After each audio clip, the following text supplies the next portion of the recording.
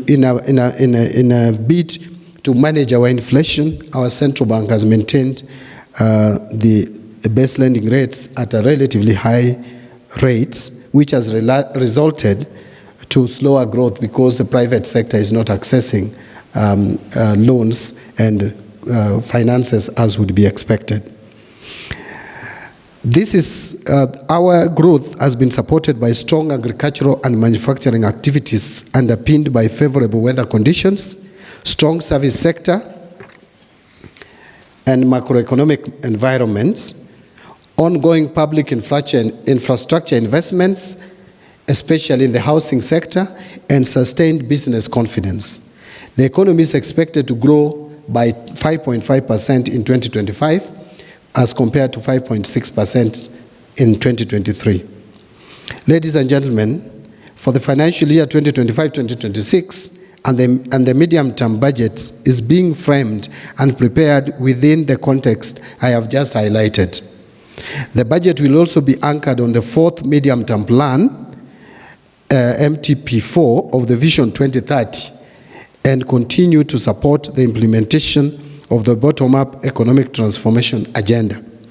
This will be achieved through continued implementation of a growth-responsive fiscal consolidation plan designed towards slowing down public debt without compromising service delivery. And our focus will remain the five pillars of the better with the largest impact on the economy and household welfare. And these are agriculture transformation or agricultural transformation.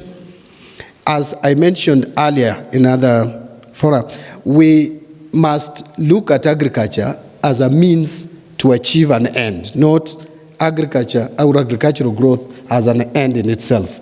We must have agriculture to support manufacturing if we have to realize significant growth.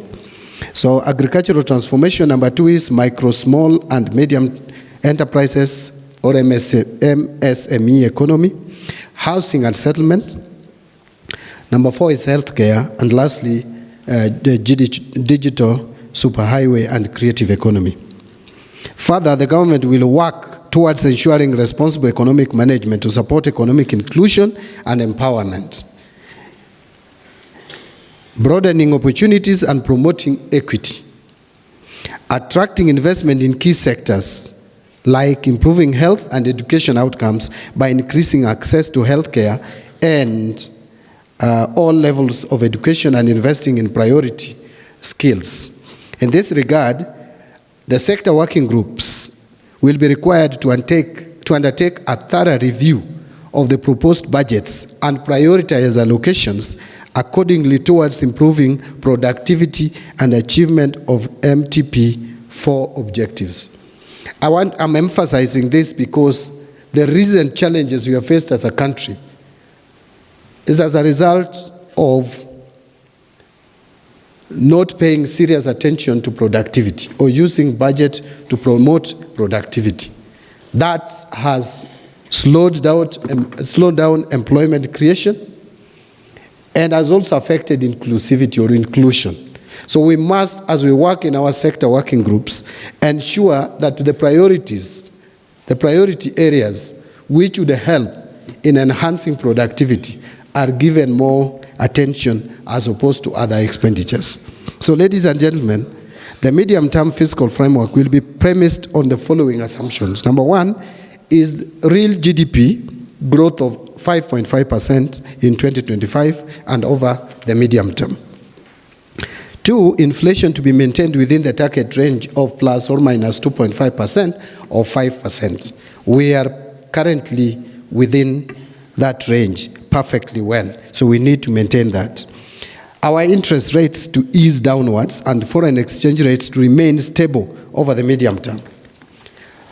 Total revenue to improve gradually to reach about 7% of the GDP in the financial year 25-26 and over the medium term even to reach 20%. Total expenditure to decrease to below 21.5% of our GDP in financial year 25-26. So as you work in your sector working groups, bear in mind that our total expenditure must be maintained at below 21.5% of our GDP